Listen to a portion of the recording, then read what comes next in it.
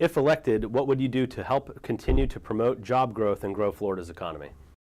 I think that the growth of the economy revolves around three considerations: providing more incentives to technological companies to relocate here, and providing the educational opportunities for people to be able to fill those jobs.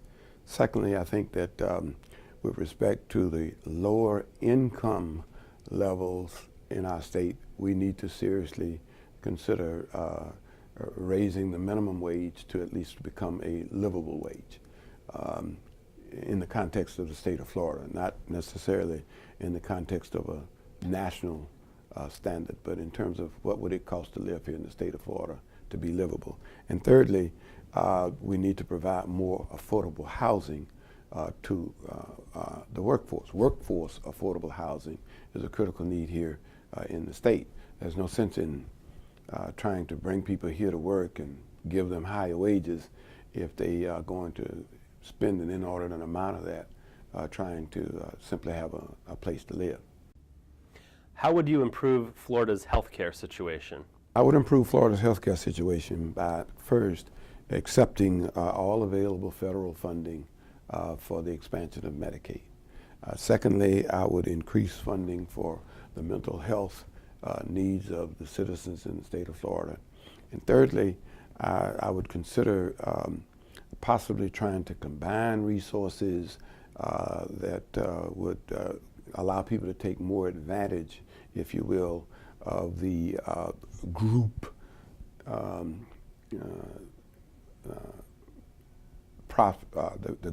process of delivery of services. I know that we are now experimenting down in Manatee County with the possibility of a school health initiative there, where the people in the school system can go to a school health clinic to have their needs met. What challenges do you see in Florida's K-12 education system, and if elected, what would you do to address those challenges?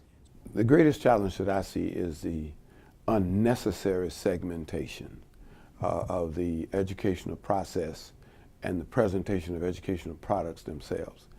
I use the word unnecessary now because, having just come from an interview with the Florida Chamber, I received an education about the use of certain funds to meet the needs of exceptional children who are part of the educational system.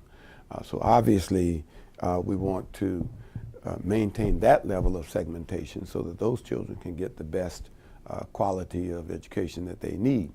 On the other hand, I am not just for segmentation's sake, or for convenience, or to allow people to exert their dominion over the educational process. I have every faith that you ought to be able to believe that you want, or what you want, about who created the sun.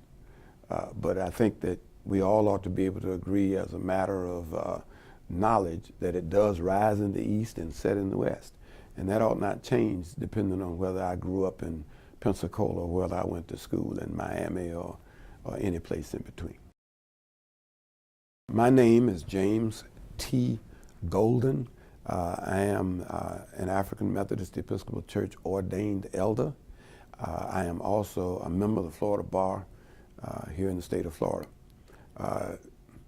I can be reached at Post Office Box 488, Bradenton, Florida, 34206. My email address is JAMETHEGOLD@AOL.com.